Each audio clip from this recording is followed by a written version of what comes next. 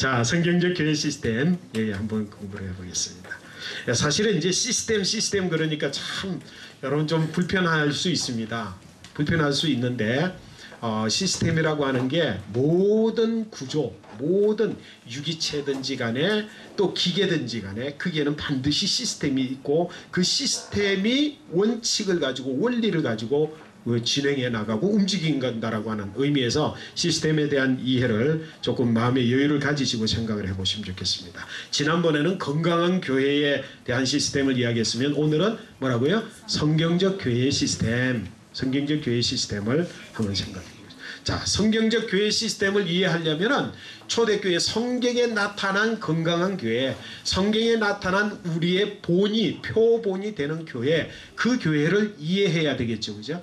그래서 성경이 모범으로 삼고 있는 교회, 초대교회는 세 교회를 이야기합니다. 제1세대 교회는 어떤 교회라고요? 예루살렘 교회. 사도행전 2장 36절부터 47절까지에 보면 초대교회 예루살렘 교회가 이런 교회들이었구나 하는 것들을 살펴볼 수 있고 또 사도행전 2장 전체를 통해서도 그 이제 영향들을 볼 수 있겠습니다. 제2세대 두 번째 세대의 교회는 어떤 교회라고요? 안디옥 교회. 사도행전 11장 19절부터 30절까지의 이제 안디옥 교회에 대해서 이야기가 진행되고 있습니다. 그리고 세 번째 3세대 교회는 어느 교회라고요? 예배소 교회. 예배소 교회 예배소서 4장 1절부터 16절 오늘 읽은 본문 말씀, 또 어제 지난주에 우리가 공부를 잠깐 동안 했던 그 내용, 그리고 오늘 다시 이야기해서 우리가 살펴봐야 되는 교회의 가장 중요한 시스템은 예배소 교회입니다. 왜 그럴까요?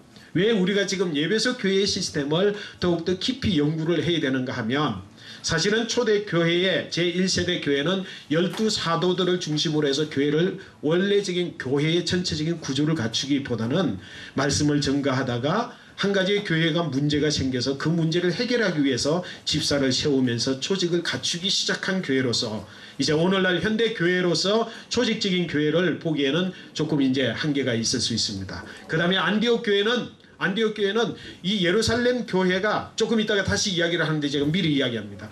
예루살렘 교회가 하나님이 주신 명령을 다 준행하지 못했어요. 은혜가 넘치고 귀한 사역을 감당하고 부흥하는 역사가 있었지만 그 주신 사명, 궁극적 사명을 감당하지 못할 때에 하나님께서 뭐라고요? 그냥 그들 스스로가 하지 못하는 것을 억지로 하게 만드셨는데, 그게 뭐냐면 성령을 받으면 너희가 권능을 받고 예루살렘과 온 유대와 사마리아와 땅끝까지 이르러 증인이 되어야 되는데, 성령은 받았고 능력은 받았는데 예루살렘의 벽을 뛰어넘지 못하는 거예요. 그러니까 하나님께서 그 예루살렘 교회를 무너뜨리고 부스러뜨리면서 어디로 넘어가게 했다고요? 너무로 어디로? 유대 땅으로, 심지어는 사마리아로 퍼지게 만들었는데 그 두 번째의 열매가 안디옥 교회라고 합니다. 그래서 안디옥 교회는 평신도들을 중심으로 해서 세워진 교회예요. 그래서 그 생명의 줄기가 예루살렘에서 능력받고 권세받은 성도들을 중심으로 해서 안디옥 교회가 세워졌습니다.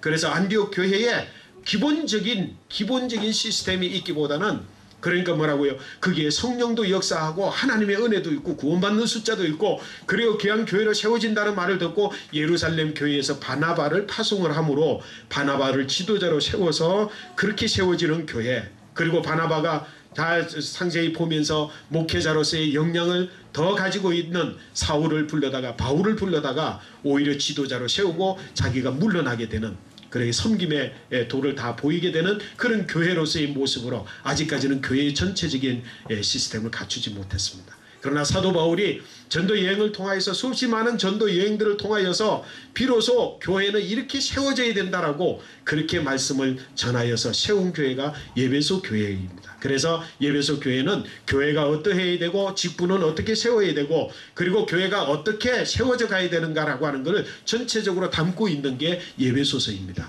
그래서 교회가 건강한 교회의 모습을 보려면 세 교회를 다 봐야 되지만 어느 교회를 연구해야 된다고요? 예배소 교회를 연구해야 된다는 겁니다. 자, 그러면 한번 먼저 1세대 예루살렘 교회는 어떤 교회인지를 우리가 먼저 한번 살펴보겠습니다. 이미 다 아시는 이야기예요. 한번 볼까요? 첫 번째 뭐라고요? 복음의 능력이 있는 교회예요. 성령이 충만하여 임하게 된 이후부터 복음의 능력이 나타나기 시작을 했는데 성도 여러분 한번 보십시오. 성령을 받기 전까지의 제자들의 모습과 예수님을 따르던 무리, 특별히 120명의 성도들은 어떤 사람들이었습니까?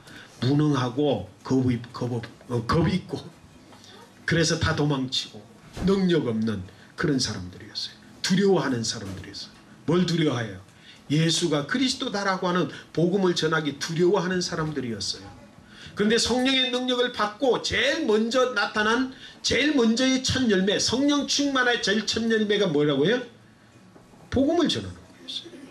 나아가 복음을 전하되 그때 상황은 어떤 상황이라고요? 복음 전하는 자는 핍박을 받고 감옥에 갇히고 죽음을 당할 수 있는 그런 상황임에도 불구하고 복음을 전하는 교회. 그래서 예루살렘 교회는 무엇이 있는 교회라고요? 복음의 능력이 있는 교회입니다. 두 번째는 뭐라고요?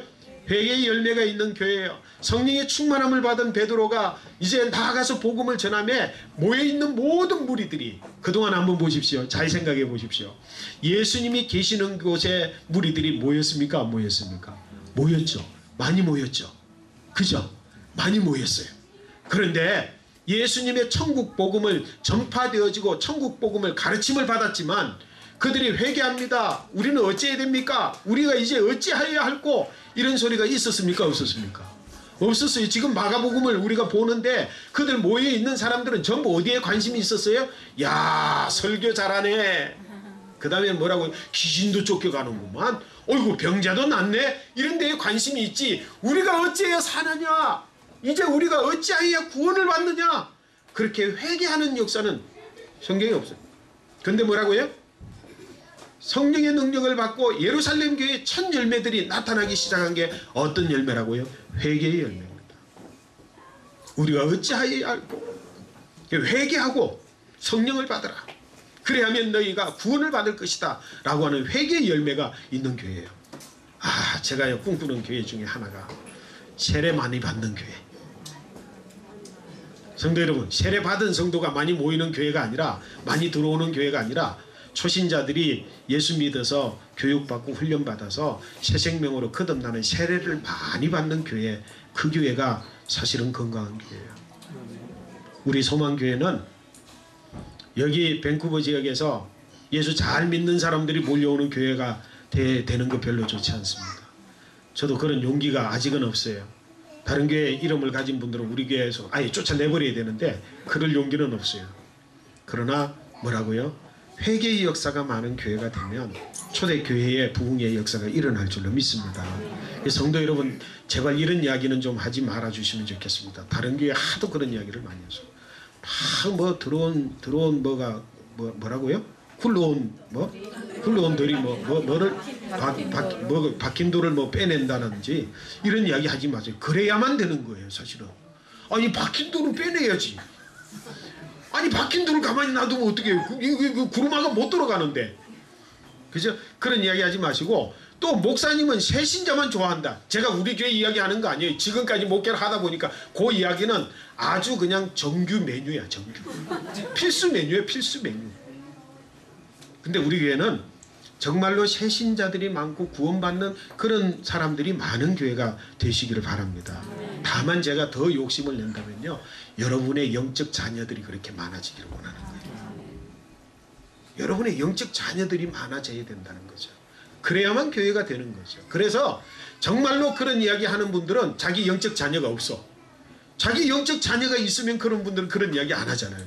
내 새끼가 귀엽고 내 새끼가 더 자랑스러운데, 그래서 우리 목사님이 내 새끼 더 사랑 안 해주나 이렇게 욕심을 내는데, 그렇게 영적 자녀가 없으니까 뭐 그냥 새신자만 본다 그러고.